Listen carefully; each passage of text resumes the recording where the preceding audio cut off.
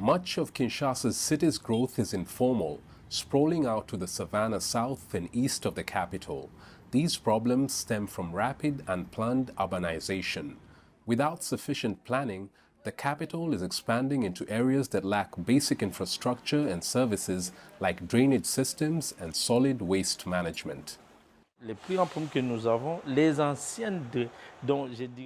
biggest problem we have is that the sewage systems that were originally built according to the city's master plan have been completely blocked by buildings. The current authorities have neither taken the city plan into account nor revised it to adapt to the population growth. What's more, green spaces are being replaced by concrete, metal, and bare earth, ushering in climate challenges like flooding, soil erosion, and higher temperatures. La meilleure solution, c'est Authorities must sit down with urban planners to find a solution, which in my view is to practically review and redesign all the city's drainage systems. This is where it all begins, eking out a living along Kinshasa's Ndjili River. Arnold Mangani dives to the bottom of the waterway several times a day to get sand, which his superiors sell to construction companies. He operates without any safety gear, and that has come with its challenges. The water in this river is a world of its own. We experience many problems working here. We sometimes contract diseases like malaria, rheumatism, and other illnesses that cause our legs to shake. But we must continue working because we have no other job opportunities. More than 500 men work at this site on the outskirts of Kinshasa. Sand mining has become a booming business here because of the rapid growth of the construction industry. Hundreds of young men like those behind me support their families from this trade, but it's not well regulated. Sand is a key ingredient for making concrete and other materials used in buildings that are changing Kinshasa's skyline. The widespread unemployment in the city has attracted many young men to this industry, but their leaders say competition from foreign firms is pushing them out.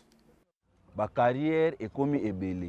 number of mining sites has hugely increased in this city. Foreign investors are really making it difficult for us to make a profit. When we sell the sand at, say, 65,000 Congolese francs, the investors sell theirs at 60,000. They have large machines and modern equipment that we can't match. I don't know where we'll end up. For now, dozens of trucks continue arriving here to get sand from these men. But experts warn that extracting sand in large quantities has a negative impact on the environment.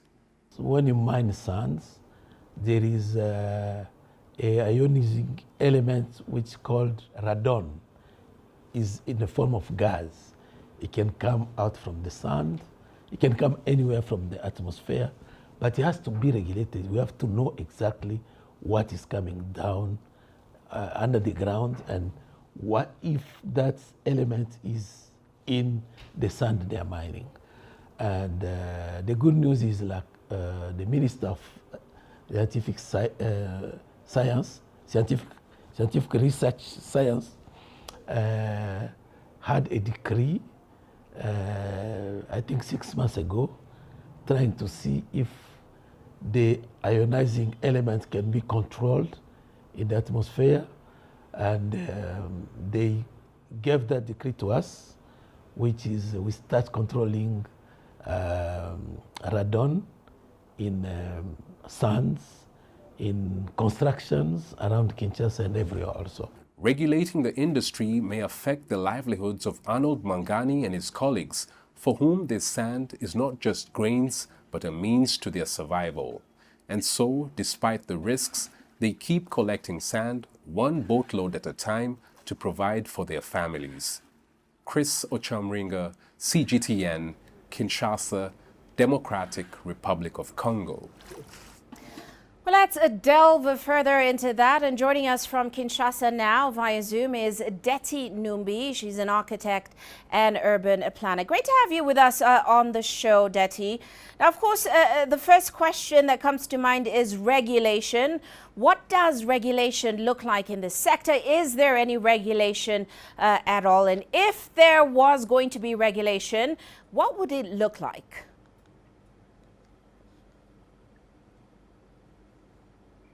Hello, there are regulations in the DRC about that.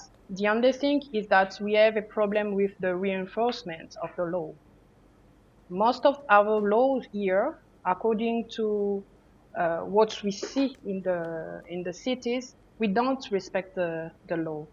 And for the advice I can give as a planner or as an architect is the government has to do fair and transparent pricing about that issue, because most of those young people, they are not employed. So they are looking for something to do to get some money. So the issue here, there are many aspects. We have issues within the social aspect, the economical aspect, and the environmental aspect. So we can't only see that there is danger, environmental danger with the river, people going inside for that. We have the government has to see the three aspects of in terms of the sustainable development. So we need to do a no harm regulation packages, and it will need a lot of things and time to do that, and to change as well the mindset of the people.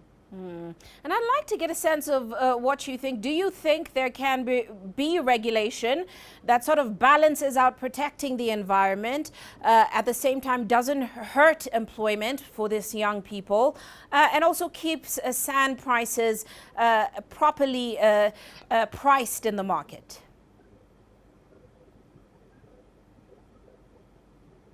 Yes, it's possible to respect and to have those regulations. The thing is, we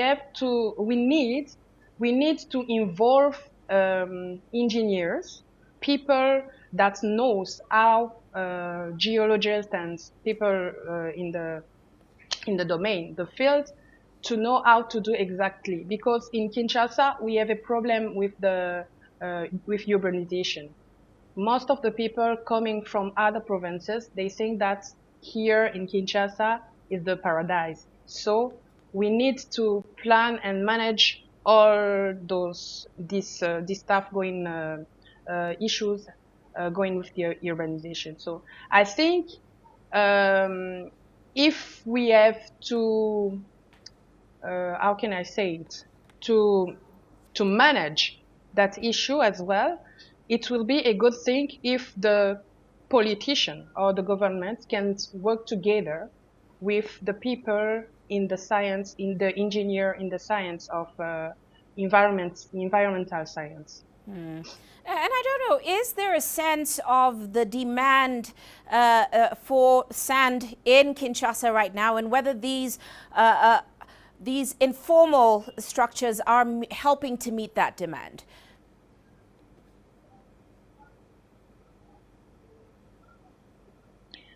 The demand, unfortunately, the demand is very big, because Kinshasa has a lot of people. We are almost 20 million people in this town, and the construction is not going with the regulations. So the demand goes informally, and we can't count how the things, or control, I mean, how the things are going. But I think if, as I said, if the government, politicians, and people of the science can work together for that, try to to enforce regulation or laws that are already there, I think things can change. And even the mentality of the people, of the Congolese, because most of the people, those people going to take those sands, they don't know that what they are doing is very dangerous, not only for their earth, but also for the environment around. So I think all it's about to work together, technicians, scientists, and politicians. And Ndjili, before we let you go, I'd like to get a sense of your outlook. Do you think that anytime soon we're going to see proper regulation of the sector and sort of a situation where jobs are also provided?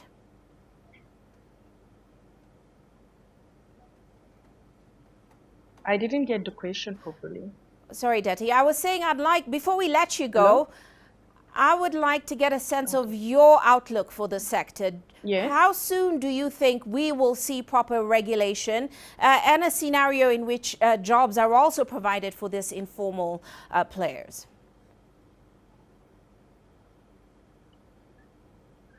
I think we need, first of all, to see the issue in a social aspect, to find a way how we can give employment to those young people. And if you see most of them, they didn't have instruction or education. So if we can go in that aspect first, and from there, if they can find works like, I don't know how to say it in English, stuff like technical works, like, I don't know, to be a constructor, maker, things like that, or a plumber, stuff like that. If they can form them or educate them in that way, I think all those young people, they won't have to go and put their life in danger like that. That's the first thing they have to do. The second thing is to regulate in terms of to do a kind of zoning, like this zone, no one can enter in this river, and to, if it's even possible, to put policemen there, if it's possible, to be very strict in that. And the third thing I can say, according to what I'm thinking, to try to redesign the city, to redesign the city, because Kinshasa has been constructed for 400,000 people, and as I said before, we are almost 20 million. So things has to change. We still have the same regulations for 400,000 people, but we are 20 million people. That's the thing I can say.